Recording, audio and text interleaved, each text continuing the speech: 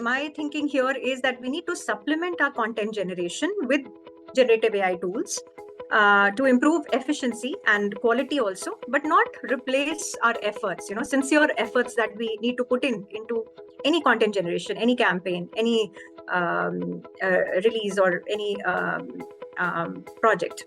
So otherwise, the whole communication world will seem less and less original. If we continue to use it indiscriminately, we'll be less and less original, and content from different sources will seem more and more alike, right? So we have to be very careful and responsible in our use of AI, especially for content generation. And on one hand, and on the other hand, to verify whether the AI generated insights are true. I mean, there is a lot of false information also out there, and generative AI cannot differentiate. We know that, and it actually multiplies biases, or so that we have to be mindful of, and we have to use AI very carefully and responsibly.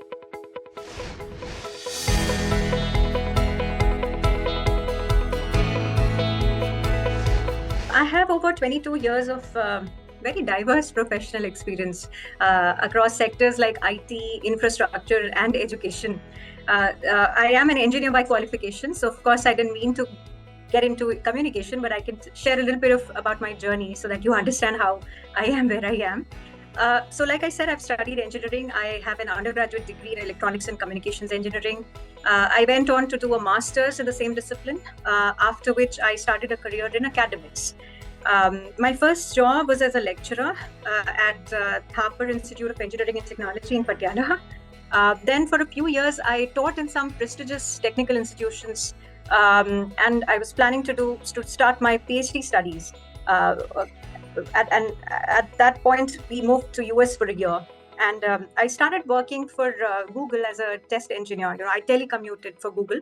I was involved in rating of the quality of the Google search engines, and that helped in improving the Google search engine algorithms.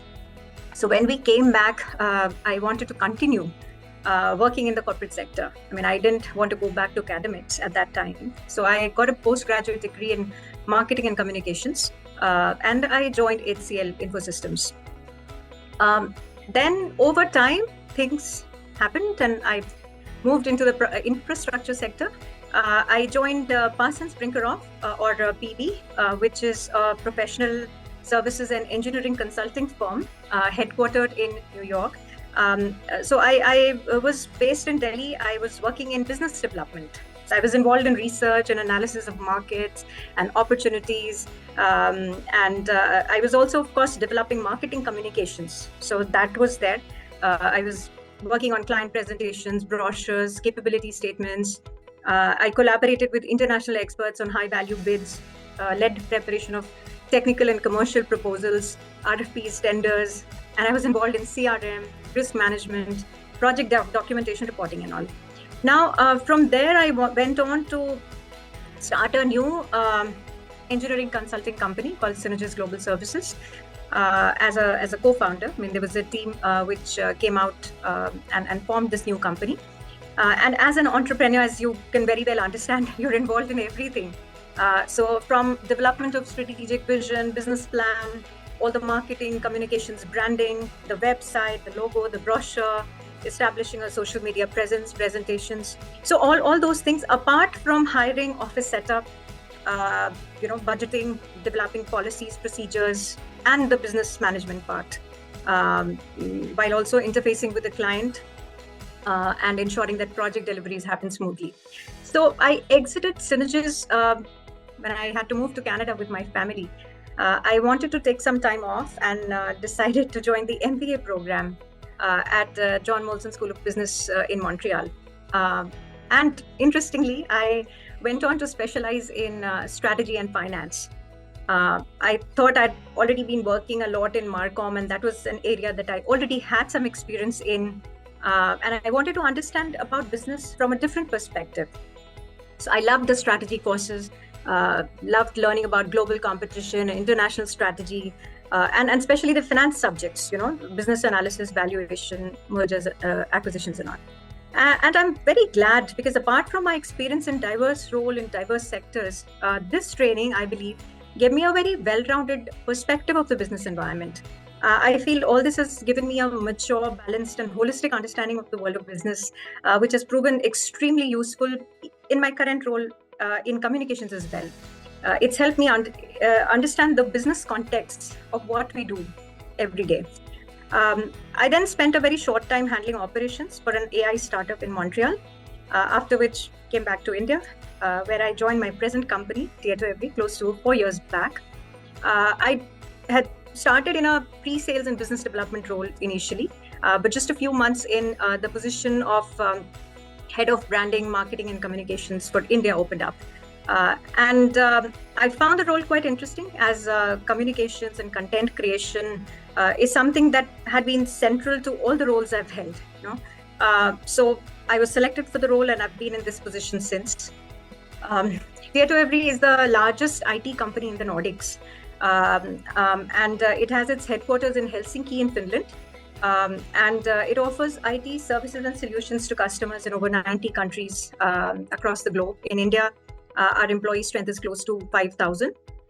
And as the marketing, branding, and communication lead, I'm responsible for both internal and external communications at Tietovery India, for awareness, for brand positioning, managing the brand reputation in the region, establishing Tietovery as a thought leader, supporting employee engagement, employer branding, or managing relationships with industry associations, with the media, with other societal partners and external agencies.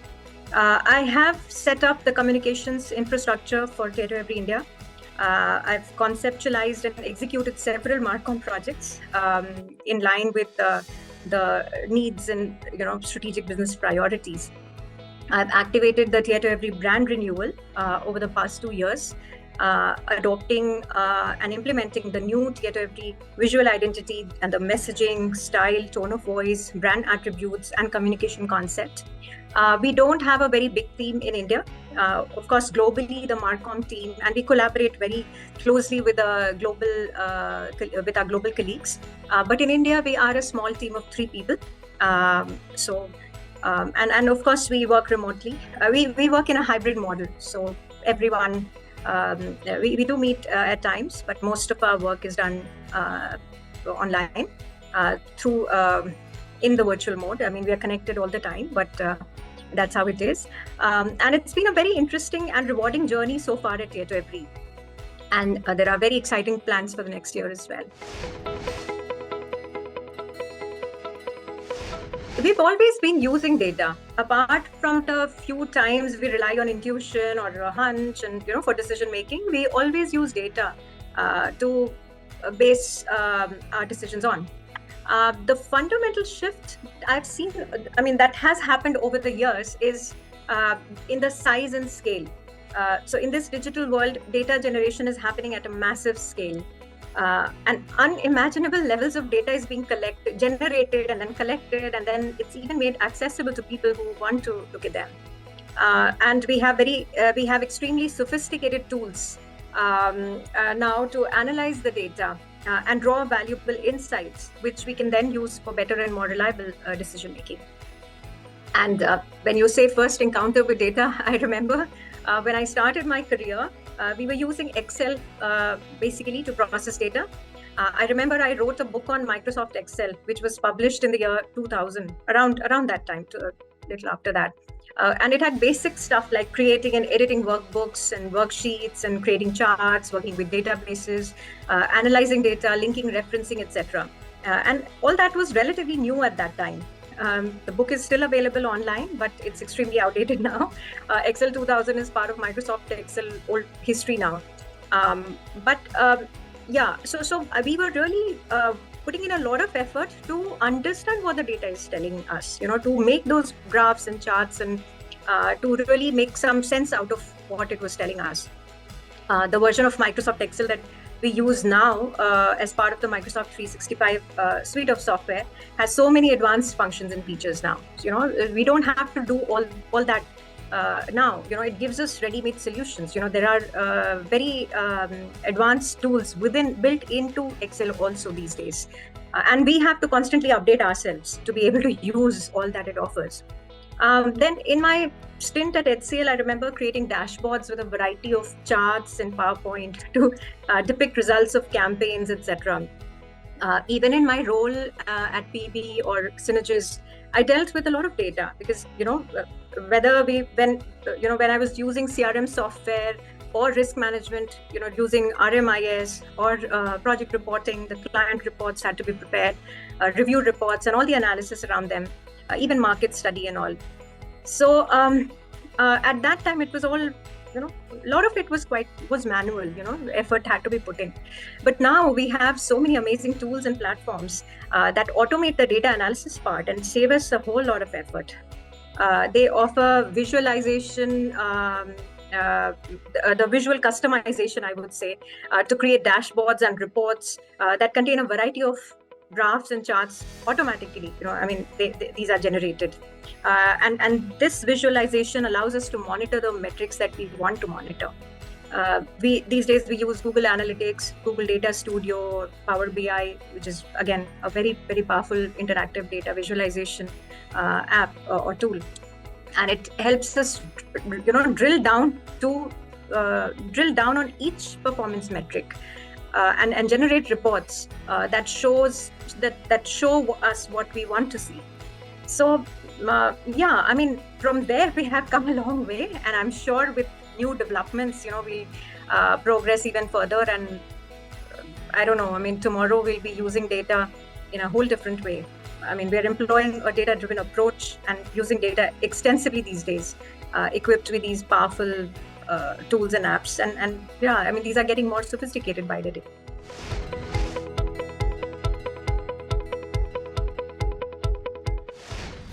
I can tell you about more recent ones because that is fresh on my mind. So we always, our effort is to make each campaign impactful, but some have a little more impact than the others. From my recent campaigns, I can tell you, about this particular one that did very well, has done very well rather. And see, employee turnover is a fact, and it's considered healthy for a business also. But when employees return or rejoin, it says something about a company. And when they come back in large numbers, it says a lot about a company.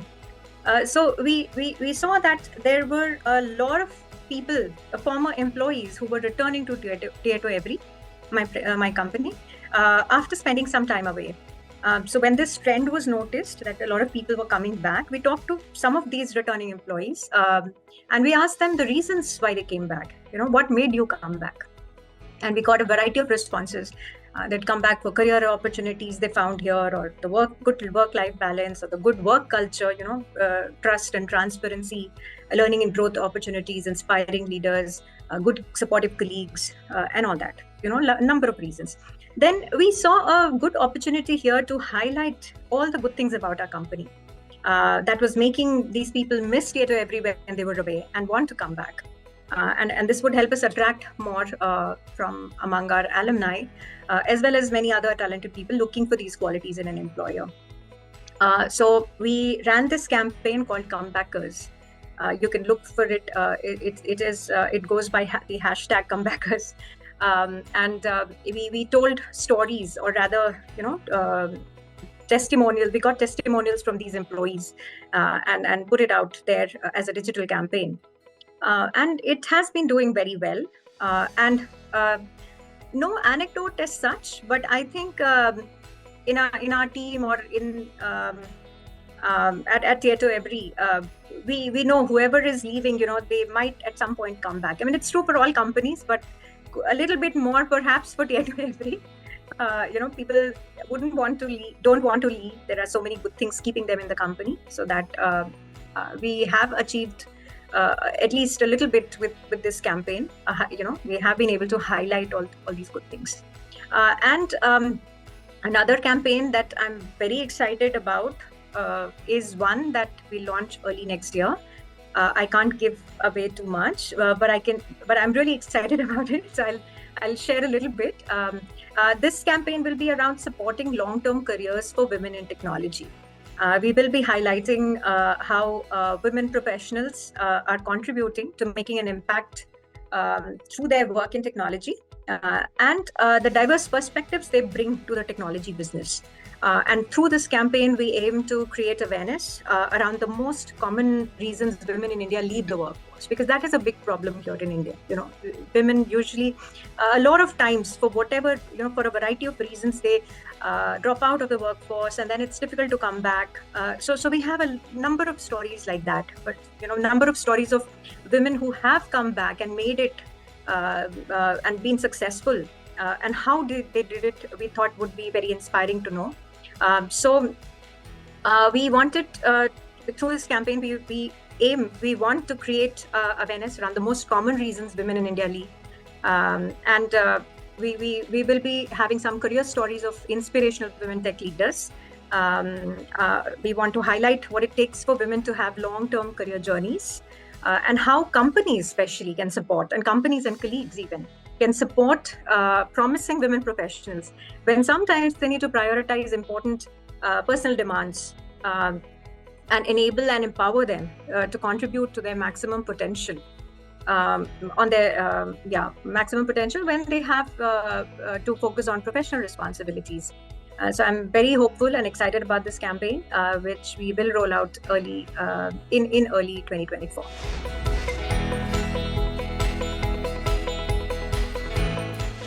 We track a lot of different metrics, and which depends on our specific goals. So we set micro level goals for performance of our digital channels, which are important touch points for our target audience. So website, internal and external social media are the ones we monitor almost daily. We use powerful tools for campaign and content tracking and analytics. We monitor analytics for all our digital channels, like I said, on a daily basis, on a regular basis at least. And we have identified metrics for our website related to visitors, sessions, views, conversions, etc. for each of the campaigns that we do. So we track the visitor source to find out whether the visitors came through organic search, and that is very good because it indicates good digital presence, good use of search engine optimization or keywords or very high quality content. Or is it direct traffic that shows good brand awareness? Or is one of our campaigns driving the traffic to our website? So then we also track our social media performance on a very regular basis, all the impressions and engagement. There are a few metrics that we track on a macro level to gauge our impact on a longer basis, maybe in a month or monthly or quarterly basis. So depends. We track a lot of metrics, and some are micro level daily performance metrics that we track, and of course there are some which we track for through a longer period, the macro level indicators.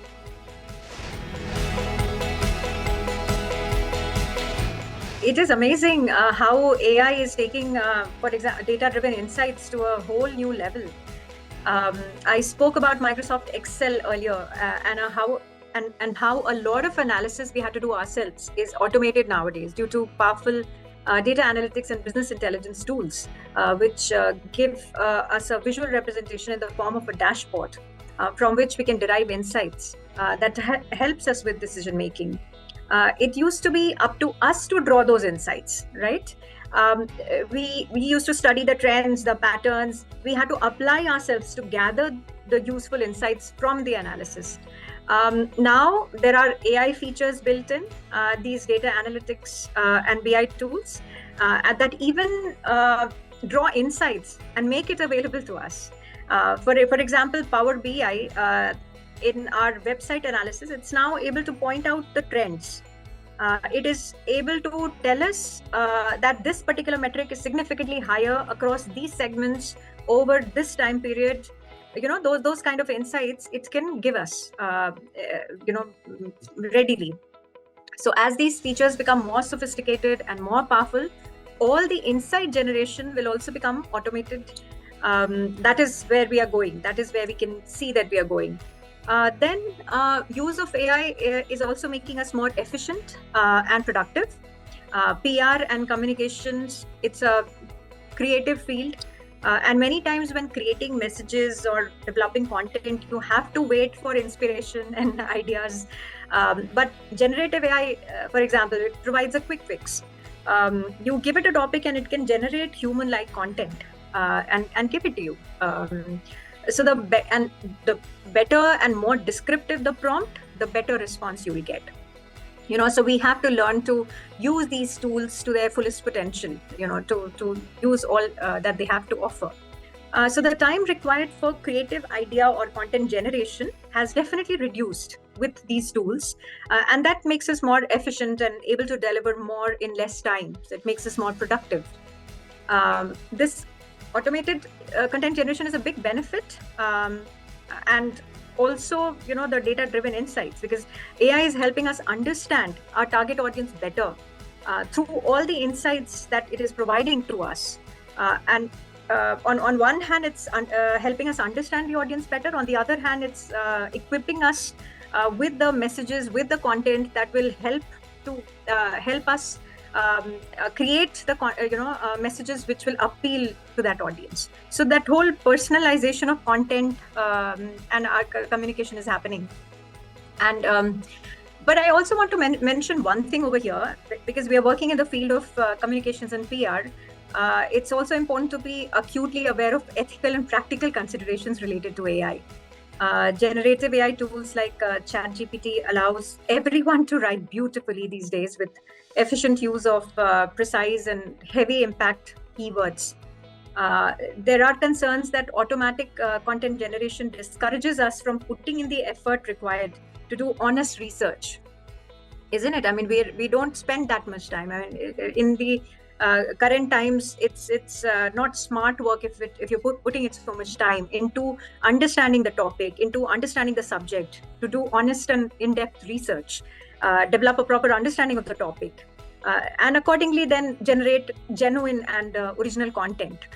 So my thinking here is that we need to supplement our content generation with generative AI tools to improve efficiency and quality also, but not replace our efforts, sincere efforts that we need to put into any content generation, any campaign, any release or any project.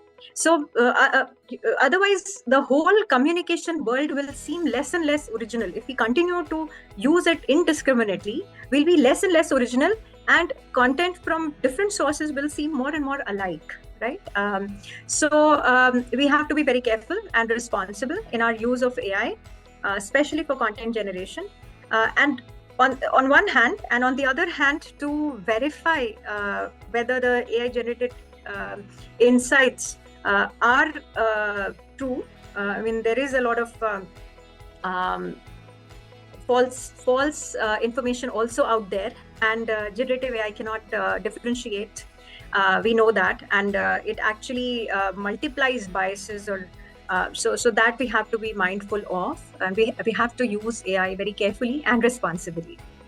Authors around the world have described ChatGPT as relying on theft on a massive scale, on a mass scale. So we have to understand that GAI is collecting data from various sources, and they're not creating it, like we humans do, backed with a thinking process and logic and all. So there is logic, of course, but it is pulling in from various sources and presenting that information to us. And if we use it discriminately, whatever you churn out and whatever I churn out may look alike, even though our prompts may be different. Because the more descriptive, the more clear the prompt is, the response will be accordingly very high quality. But I'm sure around the world a lot of people would be again at these prompts. But the threat is that whatever we are putting out as a communication, as content, it can look similar to what somebody else puts out. So that we have to be mindful of. There are ethical issues, copyright infringements, as I said, biases which get multiplied. So we have to make sure that we verify and not completely, rely on what AI is giving us without putting in any effort into it. So as I said earlier also, it has to supplement our efforts and not completely replace our efforts. So these are the things that I think from a PR and communication point of view. Otherwise, AI is everywhere these days and helping us in a number of very good ways, positive ways. So one would be, there is this book called Made to Stick by Chip and Dan Heath, I believe. And it discusses, the point, it discusses why some ideas take hold, why some ideas register in your mind and some just don't register at all. Right. So I wish there was a metric to measure the quality of writing or content in terms of memorability or stickiness. So in the book, the authors have tried to analyze how our mind absorbs information and how is it that we remember some things very clearly down to the last detail, and some things which may be very important in our lives we completely forget, we miss. So I think a metric for this stickiness would be useful. Another metric would be to measure authenticity of the information that is presented to us these days. Because there's so much AI generated content and intentionally wrong information, misinformation being fed to us through different media. So if there was a meter, if there was some metric, some feature which could tell us what to believe, what not to believe, what is true, what is not, how authentic a certain piece of information is, that will be very useful. There would be a few things that I would like to say.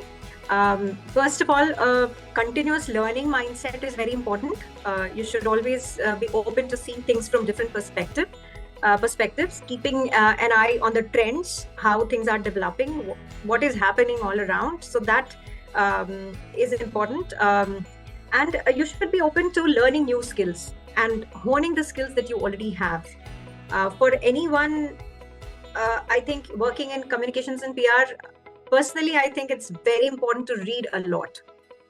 Because one, it makes you more aware and better informed.